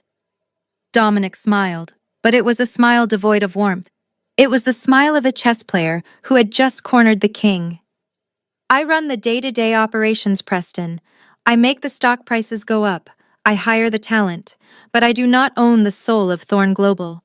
That belongs to the founder, the person who wrote the original code, the person who holds 51% of the voting shares. We call them golden shares. They trump everything. My signature is worthless without hers. Hers. Tyrone asked, his voice sharp. He stepped forward, his eyes narrowing. You said her. The chairman is a woman. Dominic nodded slowly. Indeed. A very brilliant, very exacting woman. And she is extremely particular about who we do business with. She insisted on being here today, to personally vet you, Preston. She wanted to see if you were worthy. Preston looked around the garden frantically, as if expecting a helicopter to land, or a woman in a ball gown to parachute from the sky. Where is she? He demanded, wiping sweat from his brow. Is she late? Should we wait? She is not late, Dominic said, checking his watch. She is never late. In fact, she has been here the whole time, observing, listening, evaluating. A heavy silence descended on the garden. The wind rustled the leaves of the oak trees, sounding like a collective whisper. The guests looked at each other confused. They had been here for an hour. They had seen no one but the waiters and each other. Preston laughed nervously. That is a good joke, Mr. Thorne. Very funny. But seriously, we have champagne on ice. Let us stop playing games. I never play games with business. Preston. Dominic said, his voice hardening. He turned his body, slightly angling himself toward the main house, specifically toward the service entrance. The door that led to the kitchen.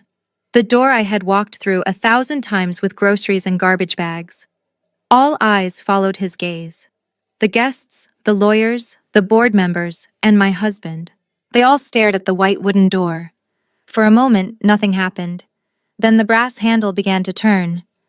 It turned slowly, deliberately. The latch clicked. The sound echoed across the silent lawn like a gunshot. Preston squinted. He was expecting a stranger. He was expecting a titan of industry. He was expecting anyone but the person who was standing on the other side of that wood. The door swung open. The silence in the garden was absolute. It was the kind of silence that precedes a natural disaster. Every eye was fixed on the white service door, expecting a waiter with a tray of canapes, or perhaps a maid coming to clear the empty glasses. I stepped out. I was not holding a tray. I was not wearing an apron. I was not wearing the shapeless gray wool dress that Preston had selected for me to ensure I remained invisible. I was wearing the white Armani power suit. The fabric was so stark and bright against the gloom of the garden that it seemed to generate its own light. The sharp tailoring accentuated a posture that 10 years of slouching had tried to hide, but it was not the suit that made the crowd gasp. It was the light exploding from my throat and ears. Around my neck hung the Aurora diamond, a piece of jewelry I had purchased at a private auction 3 years ago. It was a cascade of flawless white stones that cost more than Preston's entire company, including his projected earnings for the next decade. It was not just an accessory, it was a statement of overwhelming financial superiority. I walked onto the grass. My red-soled heels did not sink into the turf. I moved with a predator's grace, my chin held high, my eyes sweeping over the assembly with cool detachment. I saw Mr. Henderson drop his jaw. I saw the board members exchange panicked glances, realizing they had completely misjudged the domestic dynamics of this household. But my family was the last to understand. They were so entrenched in their delusion of superiority that their brains refused to process the image in front of them. Patricia was the first to snap. She saw her servant wearing a costume, and she saw her son's big moment being upstaged.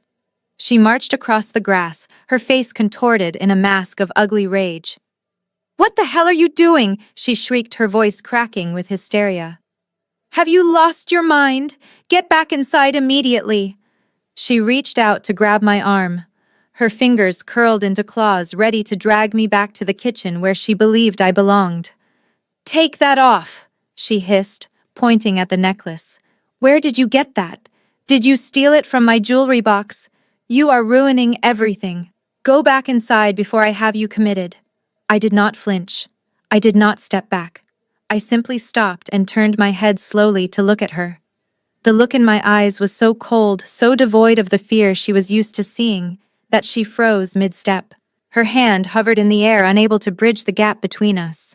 Preston stood behind her, his mouth opening and closing like a fish on dry land. "Audrey," he stammered. "What is this? Is this a joke? You look expensive." I ignored them both. I did not speak to the hecklers. I walked past them, leaving them standing in the wake of my perfume, which cost more than their car payments. I walked straight toward the head table. The 10 lawyers who had arrived with Dominic stepped aside, instantly creating a path for me. They lowered their heads in synchronized respect. They knew who signed their paychecks. They knew whose name was on the building. I stopped in front of the table. Dominic Thorne, the man who had just refused to shake my husband's hand, looked at me. He did not smile. This was business. He straightened his jacket and bowed his head, a gesture of profound deference that sent a shockwave through the garden. "Madame Chairman," he said, his voice clear and projecting to the back of the terrified crowd. "The board is assembled. Everything is ready for your command." I walked past Patricia, leaving her screaming into the void. She tried to lunge at me again, but 2 of the attorneys in charcoal suits stepped forward, forming a human wall between us. They did not touch her, but their presence was enough to freeze her in her tracks. She stood there, panting, her face a mask of confusion and impotent rage, as she watched the daughter-in-law she had tormented for years walk away from her. I approached the head of the table. This was the seat Preston had reserved for Dominic. It was the seat of honor, the seat of power. Dominic Thorne was standing next to it, his hand resting on the back of the tall leather chair.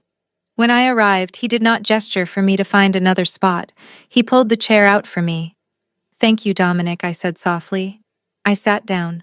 I crossed my legs and smoothed the fabric of my white trousers. I placed my hands on the table, intertwining my fingers. The diamond on my finger caught the sunlight, sending a prism of light dancing across the untouched contract. Preston stared at me. His eyes were bulging. He looked from me to Dominic and then back to me. His brain was misfiring, trying to process the visual data that contradicted everything he knew to be true. "Audrey, get up," he hissed, his voice shaking. "What do you think you are doing? That is Mr. Thorne's seat. You are making a fool of yourself. Get back to the kitchen before you ruin the deal."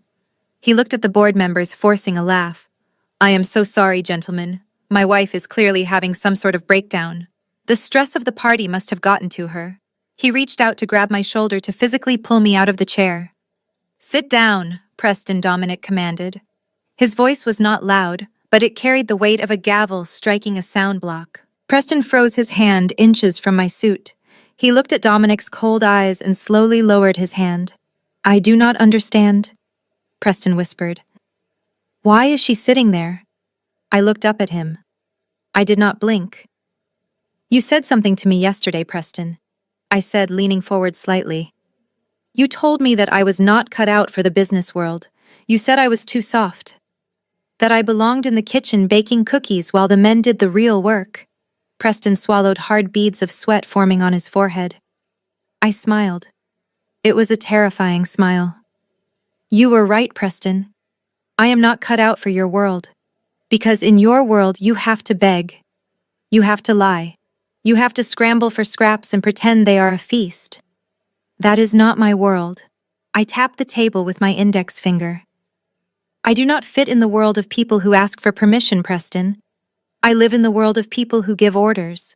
I do not sit across the table hoping for a deal. I sit at the head of the table deciding if you get to survive." I looked around the silent garden. The guests were motionless. The wind had died down. The only sound was the terrified breathing of my husband. "So let us be clear," I continued, my voice ringing out like a bell. "I am not here to serve appetizers. I am the chairman of the board, and this meeting is now in session." The silence that followed my declaration was heavy enough to crush a man, and Preston looked like he was already buckling under the weight. He stared at me, his mouth opening and closing like a fish on dry land, trying to reconcile the image of his submissive wife with the woman sitting in the seat of power. The guests were frozen, their champagne glasses half raised, their eyes darting between me and the trembling figure of my husband. I did not give him time to recover. I reached into the slim leather portfolio that Dominic had placed on the table for me. I pulled out a thick stack of documents bound with a red legal clip. The sound of the heavy paper hitting the glass table echoed across the garden like a gunshot. "Do you recognize this code, Preston?" I asked, my voice calm and deadly. He looked down at the top page. It was a printout of a source code directory. His eyes widened. He recognized it immediately. It was the foundation of his entire company, the algorithm that made his logistics software run. The genius invention he claimed to have come up with during a sleepless night 5 years ago. "That is my proprietary code," he stammered, sweat beading on his forehead. "That is my intellectual property." "How did you get this?" I laughed, a low, humorless sound. "Proprietary," I repeated. "You are right, Preston. It is proprietary, but it is not yours." I flipped the page, revealing the metadata and the original timestamp. "This is Project Alpha," I said, pointing to the header. "I wrote this code in 2019 while sitting at our kitchen table while you were out playing golf. I designed the architecture. I built the back end. And I encrypted it with a signature that only I possess. You stole it from my laptop while I was sleeping, and you built a company on a lie." The accusation hung in the air. The board members gasped. Mr. Henderson took a step back, looking at Preston with disgust. Theft was one thing, but stealing from your own wife was a level of depravity that even corporate sharks found distasteful. Tyrone, who had been standing silently by Preston's side, suddenly moved. His legal instincts kicked in, and he realized that this document was not just embarrassing, it was a prison sentence. "This is slander," he shouted, lunging forward. He reached for the documents, his hand clawing across the table, desperate to destroy the evidence. He wanted to rip it up, to swallow the truth before it could destroy his brother. "That is privileged information," he yelled, his face twisting with panic. "You have no right to show this. Give me that." His fingers were inches from the paper when a hand shot out from the side. It moved with the speed of a striking cobra.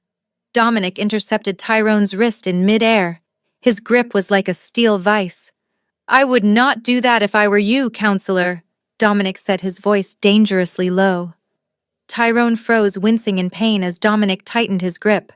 He looked up into Dominic's eyes and saw a violence that terrified him. "Touch her or those papers, and you will lose the hand," Dominic whispered. "And then you will lose your license." He shoved Tyrone back.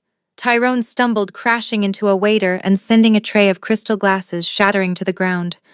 The sound of breaking glass was the only punctuation the moment needed. I stood up slowly, smoothing my suit. "There will be no merger today," I announced, looking at the horrified assembly. "Thorn Global does not acquire stolen goods. Instead, I am filing a federal lawsuit for copyright infringement, intellectual property theft, and corporate espionage." I looked at Preston, who was now shaking uncontrollably. "You wanted a deal, Preston. Here is the deal. I am taking everything." Tyrone stared at the document in his trembling hands. His eyes darted across the pages, scanning the lines of code, the timestamps, and the digital signatures that I had embedded deep within the architecture of the software. As a corporate attorney, he knew exactly what he was looking at. He was looking at a death sentence for Preston's company. The silence in the garden was absolute, broken only by the rustle of the paper as Tyrone flipped to the final page. There it was, my digital fingerprint, irrefutable proof that the intellectual property Preston claimed as his own was actually created by me 5 years ago. Tyrone looked up. His face was pale, the blood having drained from it entirely. He looked at Dominic, who was watching him with the cold, impassive gaze of an executioner. Then he looked at Preston. Preston, who was sweating profusely, forced a nervous laugh. "Tell her, Tyrone. Tell her it is nonsense. Tell her she does not know what she is talking about. It is just a coincidence, right? Code looks like code." Tyrone did not answer immediately. He was calculating. He was a survivor. He looked at the board members from the other company's men who could destroy his legal career with a single phone call. He looked at the 10 attorneys from Thorn Global who were watching him like sharks smelling blood. If he continued to defend Preston, he would go down with the ship. He would be disbarred for facilitating fraud.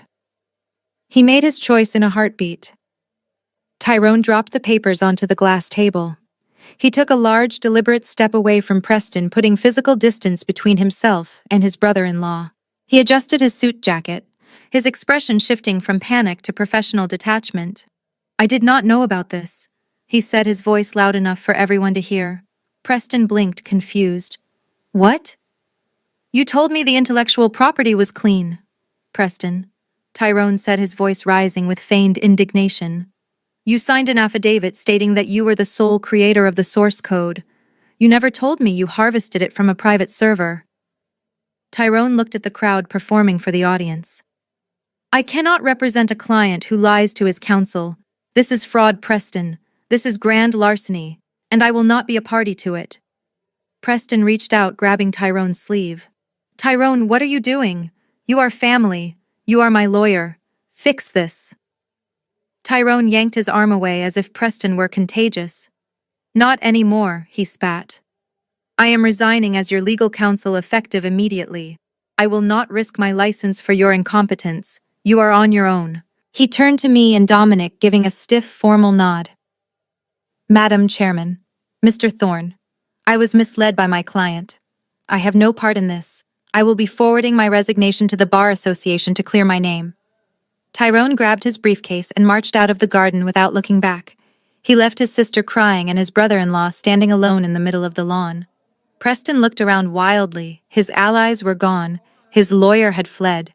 The only people left were the enemies he had made and the wife he had underestimated. He was completely and utterly alone. The garden party dissolved into chaos the moment Tyrone walked out. His departure was the signal the other sharks had been waiting for. Mr. Henderson, the CEO of the logistics firm. Preston was so desperate to impress, stood up abruptly, knocking his chair over in his haste. He looked at Preston, not with anger, but with the cold detachment of a man scraping something unpleasant off his shoe. "You are a fraud," Preston, Mr. Henderson said loud enough for the press cameras at the gate to hear. "You brought us here under false pretenses. You tried to leverage our reputations to cover up a crime. My legal team will be in touch regarding the breach of contract." He turned to his associates. "Let's go. We cannot be seen here. This is a toxic asset." The other board members followed him like a receding tide. They grabbed their briefcases and hurried toward the driveway, avoiding eye contact with the man they were toasting just 10 minutes ago. Preston stood in the middle of the lawn, watching his future walk away. He reached out a hand as if to stop them, but his voice failed him. Then the phones started buzzing. It began as a single chime, then a chorus of notifications rippled through the remaining crowd. Brittany pulled her phone from her clutch and gasped. "Preston," she screamed. "Look at the stock." Preston fumbled for his phone, his fingers slick with sweat. He unlocked the screen and the color drained from his face. The invitation I had sent to the financial press earlier that morning had done its work.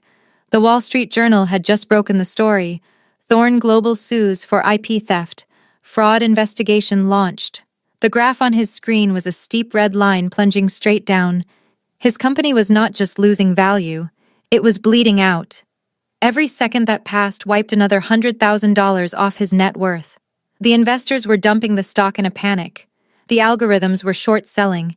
It was a financial massacre. I looked at the screen over his shoulder. "It seems the market has reacted to the news," I said calmly. "Your company is now trading at junk status, Preston. In about 10 minutes, the bank will freeze your assets to cover the loans you took out against the shares. You are insolvent." Preston looked up at me, his eyes wide with terror. He was watching his life disintegrate in real time. "Do something," he begged, his voice cracking. "Audrey, please. You can stop this. Call Dominic. Tell him it is a mistake." I looked at Dominic, who was waiting for my signal. I did not feel pity. I felt the satisfaction of a mathematician who had just balanced a complex equation. "Execute the contingency plan." I said, my voice cutting through the panic. Dominic nodded and typed a command into his tablet. Audrey, what are you doing? Preston asked. I am saving the employees, Preston, I replied. I am activating the hostile takeover clause. Thorn Global is offering to buy your company. Preston let out a breath of relief. He thought I was offering him a lifeline. He thought he would still walk away with millions. Thank God, he whispered. What is the offer? 50 million? 40. I smiled. It was the smile of the executioner. $1, I said. Preston froze.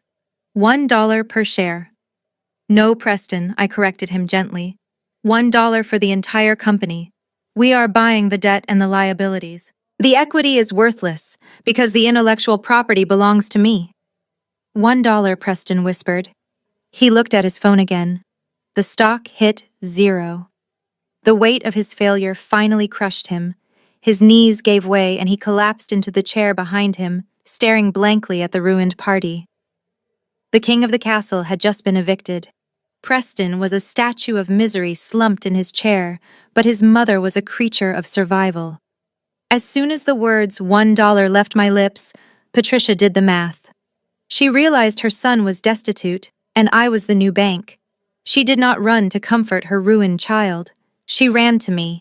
The woman who had thrown a plate of eggs at me this morning threw herself at my feet. She grabbed my ankles with a grip that was both desperate and terrifying. Her expensive dress smeared against the grass she had forbidden me to walk on.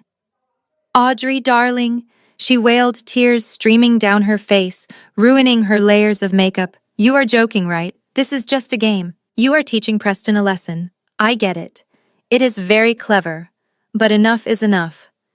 She looked up at me, her eyes wide and pleading. We are family, Audrey. You cannot do this to us. Think of all the years we took care of you. We gave you a home. We fed you. You are my daughter-in-law. My daughter. I looked down at her. She looked like a drowning rat clawing at the hull of a ship. I felt nothing. No pity, no satisfaction, just a desire to be clean. I pulled my leg back sharply, breaking her grip. She fell forward onto the turf with a pathetic thud. I reached down and dusted off the hem of my white trousers where her hands had touched me, as if she had left a smudge of filth. Family. I repeated, my voice flat and cold. Is that what we are, Patricia? Family. I took a step back, putting distance between myself and her grasping hands. This morning you sat at that table and called me a slut. You threw hot food at me. You told me I was nothing but a leech. You and your daughter sat on the couch and planned to kick me out onto the street the moment Preston got his money. You called me a stepping stone. Patricia scrambled to her knees.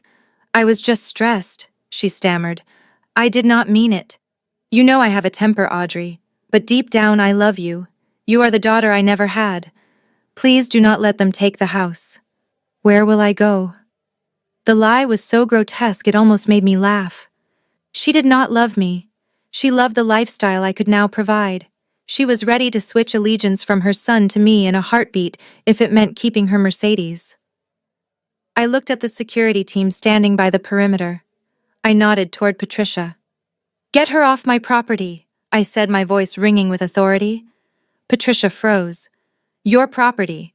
Preston used the company accounts to pay the mortgage, I explained. Since I just bought the company, I own the debt, and I own the collateral. This house is mine, Patricia, and I have a very strict policy against vermin. 2 large guards stepped forward. Patricia screamed as they hoisted her up by her arms. She kicked and cursed, reverting to her true self as they dragged her toward the exit. You ungrateful witch, she screeched. I hope you rot. I watched her go. The trash was finally taking itself out. Tyrone had almost reached the wrought iron gates of the garden when I called out to him. I did not shout. I did not need to raise my voice. I simply spoke a truth that was heavy enough to stop him in his tracks. Running away does not erase your signature, Tyrone. He froze. His hand was reaching for the latch of the gate, but it hovered there trembling. He turned around slowly, his face a mask of dread. He knew exactly what I was talking about. He was a lawyer. He knew the paper trail was immortal. I picked up the last document from the stack on the table. It was the quarterly financial report, the one Preston used to secure his bank loans. At the bottom right, next to Preston's scrawl, was a neat, precise signature. Tyrone's signature. "You were smart to resign just now, Tyrone," I said, walking toward him, the grass crunching softly under my red soles. "You tried to distance yourself from the sinking ship. But you forgot that you helped build the hull. You signed off on these valuations. You certified that the intellectual property was a verified asset. You knowingly facilitated fraud to inflate the company value." Tyrone swallowed hard. His Adam's apple bobbed in his throat. "I was acting on client information." He stammered, his voice thin and reedy. "I have plausible deniability." "Not with the evidence I just sent to the State Bar Association," I replied. I held up my phone, showing him the email confirmation. "I sent them the full dossier 10 minutes ago. The audit trails, the emails where you discussed hiding the debt, and the time-stamped logs of you accessing my private server. You are not just going to lose your license, Tyrone. You are going to prison for aiding and abetting corporate espionage." The color drained from his face, leaving him looking like a corpse in a designer suit. He staggered back, leaning against the gate for support. Brittany, who had been standing by the buffet table watching her mother being dragged away, turned her gaze to her husband. She saw his terror. She saw the end of her lifestyle. She did not run to comfort him. She did not offer him support. Instead, her face twisted into a snarl of pure venom. "You told me we were safe," she screamed, marching toward him. "You told me the trust fund was untouchable. You said the prenup protected my assets." She began to hit him, her fists pummeling his chest in a frenzy of selfish rage. "You idiot!" she shrieked. "You useless, pathetic idiot! You ruined everything! How am I supposed to live now? I cannot be poor, Tyrone. I will not be poor." Tyrone tried to push her away, but she clawed at his face, desperate to punish someone for her misfortune. "It is Preston's fault," Tyrone yelled, shoving his wife into the bushes. "He lied to me. He dragged me into this." I stood in the center of the garden, watching them tear each other apart. Preston was sobbing in his chair. Patricia was screaming outside the gate. Tyrone and Brittany were fighting like wild animals. The mask of civility had fallen away completely, revealing the ugly rot beneath. They were not a family. They were a nest of vipers who had run out of prey and were now consuming each other. I turned my back on them. The show was over. The cleanup crew could handle the trash. I had an empire to run. The flashing blue lights that had been a silent threat at the gate finally erupted into action.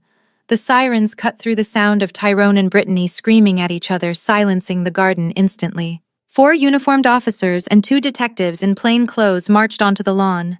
They did not look at the decorations or the ruined buffet. They walked with the heavy, purposeful stride of men who had a warrant and knew exactly who they were looking for. Preston was still slumped in his chair, his face buried in his hands. He did not look up until the shadow of the lead detective fell over him, blocking out the sun. "Preston Keene," the detective said, his voice devoid of emotion. "I have a warrant for your arrest." Preston blinked, looking up with red-rimmed eyes. He looked like a child who had been woken from a nightmare only to find the monster was real. "Arrest?" he whispered, his voice trembling. "For what? I did not do anything." "This is a mistake. You are being charged with 3 counts of wire fraud, commercial embezzlement, and the theft of proprietary trade secrets," the detective reciting the list of crimes like a grocery list. "We have the server logs, the bank transfers, and the sworn affidavit from the original copyright holder." He motioned to the officer behind him. "Stand up, Mr. Keene. Place your hands behind your back." Preston did not stand. He could not. His legs had turned to jelly. 2 officers stepped forward and hauled him out of the chair by his armpits. He sagged between them, his expensive Italian shoes dragging on the grass. The click of the handcuffs ratcheting tight around his wrists was the loudest sound in the world. That sound seemed to snap Preston back to reality. He realized this was not a negotiation. This was not a problem he could charm his way out of. He looked around wildly, searching for a savior. His mother was gone. His brother-in-law had turned on him. His friends had fled. His eyes landed on me. I was standing next to Dominic, watching the arrest with the same expression I used when I watched the news. Detached, unsurprised. Audrey, he screamed, thrashing against the officer's grip. Audrey, tell them. Tell them who you are. You can stop this. You have the money. You own the company now. You can drop the charges. He lunged toward me, but the officers held him back. He looked pathetic, his hair disheveled, his face wet with tears and snot. Audrey, please, he begged, his voice cracking into a sob. I am your husband. We made vows. For better or worse, right? This is the worst part, but we can fix it. Do not let them take me. Save me, Audrey. I am your husband. I looked at the man who had spent 3 years making me feel small. The man who called me useless. The man who stole my mind and sold it as his own. I took a step forward. I leaned in close so only he could hear me over the wind. You were never my husband, Preston, I said softly. You were just an error in my code, and I just pressed delete. I straightened up and looked at the detective. Take him away, I said. Preston wailed a sound of pure despair as they dragged him toward the waiting cruiser. He twisted his head back, watching me until they shoved him into the back seat and slammed the door. I did not watch the car drive away. I turned my back on the noise and the chaos. I looked at Dominic, who was waiting with a fresh glass of champagne. The garden was empty of snakes. Finally, I could breathe. The lawyer sat across from me in a high-rise office that smelled of lemon polish and billable hours. He slid a thick document across the mahogany table. It was the final decree. 1 week had passed since the garden party and the world had turned upside down. Preston was currently sitting in a federal holding cell awaiting trial for fraud and embezzlement. His assets had been frozen, seized, or liquidated to pay back the creditors I now controlled. Mr. Sterling, the attorney, looked at me with a mixture of respect and confusion. He tapped the paper with a manicured finger. We can still file for spousal support, Mrs. Keene, he said. Even with the bankruptcy, we could petition for a portion of his future earnings. If he ever gets out of prison, he will owe you. I looked at the document. It listed the assets of the marriage. The house was mine because I bought the debt. The cars were repossessed. The bank accounts were empty. There was nothing left of Preston's empire, but a crater. I do not want his money, Mr. Sterling. I said, my voice steady. I do not want a single dime from him. I do not want the furniture. I do not want the wedding gifts. I want a clean break. Mr. Sterling nodded slowly, withdrawing the motion for alimony. Very well. Then all that remains is the signature. And the name change. He pointed to the line at the bottom of the page. I picked up the pen. For 5 years I had signed my name as Audrey Thorne. I had worn that name like a shackle, forcing myself to fit into a mold that was too small and too suffocating. I looked at the letters printed on the page. Petitioner Audrey Thorne. I crossed it out. With a steady hand I wrote my new name.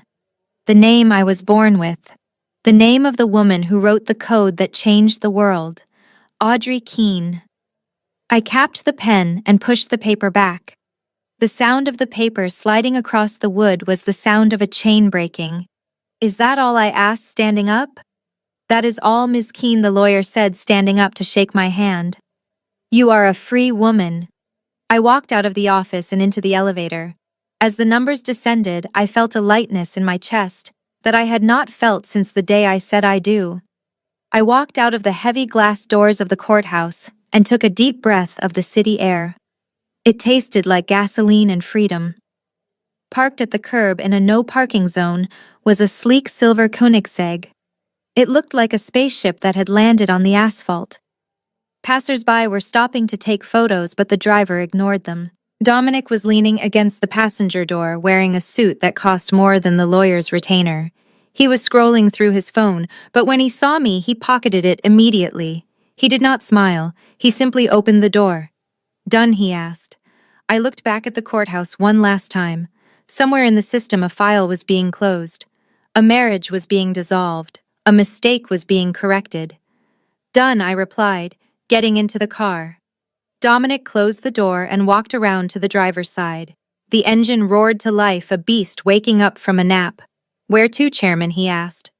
I looked at the horizon where the Thorne Global Tower pierced the sky. To the office, Dominic, I said. We have work to do. The elevator ride to the 95th floor took exactly 40 seconds. In that short time, the pressure in my ears popped, and the noise of the street below faded into a distant memory. When the silver doors slid open, I stepped onto the plush carpet of the executive suite, not as a guest, but as the owner. The office was vast, a glass box floating in the clouds, offering a 360-degree view of the empire I had built, and then reclaimed. Dominic was already standing by the floor-to-ceiling window, looking out at the sprawling metropolis of New York. The city lights were just beginning to flicker on a grid of electricity that looked remarkably like a circuit board. It was fitting.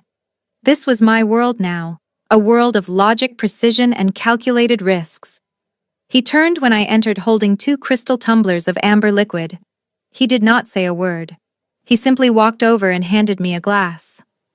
We stood there side by side, watching the sun dip below the horizon, painting the sky in shades of bruised purple and gold. "How does it feel?" Dominic asked quietly, his voice reflecting off the glass. "To be back where you belong." I took a sip of the whiskey. It burned pleasantly, a sharp contrast to the cold numbness I had felt for so long. I looked at my reflection in the window. The white suit was immaculate. The diamond around my neck caught the last rays of the sun. But it was the face that had changed. The lines of worry were gone, replaced by a serenity that only comes from absolute freedom. "It feels quiet," I said. "Not the silence of being silenced, Dominic, but the silence of peace, the silence of a machine running perfectly." I looked down at the streets below.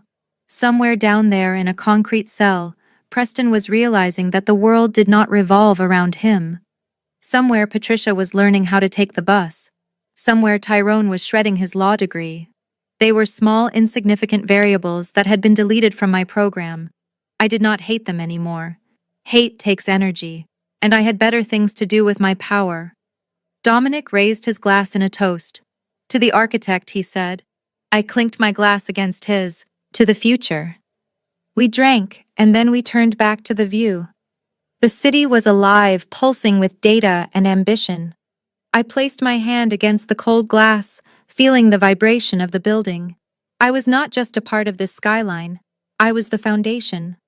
As the sky turned to black and the city lights ignited like a galaxy beneath my feet, I closed my eyes and let the truth wash over me. I thought about the woman who scrubbed floors, the woman who hid in the pantry to read, the woman they tried to erase. They thought they were burying me in the darkness of that kitchen. I thought my internal voice echoing with the strength of 1,000 storms. They thought if they covered me in dirt and shut out the light, I would rot. But they made a fatal miscalculation.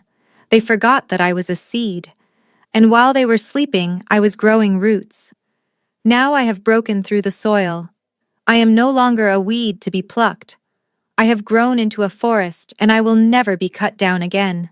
The screen fades to black. The music swells, a symphony of strings and heavy drums, rising to a crescendo. The credits roll. The story of Audrey and Preston teaches us a critical lesson about the dynamics of power and the fatal error of arrogance. Preston's downfall was not just caused by his financial fraud, but by his inability to see the value standing right in front of him. He judged his wife by the role he forced her into, rather than the person she actually was. He assumed that because she was quiet, she was empty. He assumed that because she served, she was subservient. This is a trap many people fall into. We live in a society that rewards the loudest voice in the room. We confuse confidence with competence, and we often overlook the quiet laborers who are actually holding up the pillars of our success. Audrey demonstrates that silence is not an absence of power. It is a strategy. When you are underestimated, you are given a unique advantage. Your opponents lower their guard. They speak freely around you because they do not view you as a threat. They reveal their weaknesses, their fears, and their crimes. Audrey used this. She did not waste her energy trying to convince a fool of her intelligence. She let him believe his own lie while she silently assembled the evidence to destroy him. Real strength is internal. It does not require applause or recognition to exist. You can be a king in a pauper's clothes, and you can be a genius in an apron. Do not let the way people treat you determine your self-worth. Instead, use their ignorance as ammunition. Build your empire in the shadows. Sharpen your skills while they sleep. And when the time is right, do not just win. Dominate. The best revenge is not an argument. It is success so massive that it renders your enemies irrelevant. If you believe that silence is the loudest scream, hit that like button and subscribe to see more stories where the quiet ones finally roar.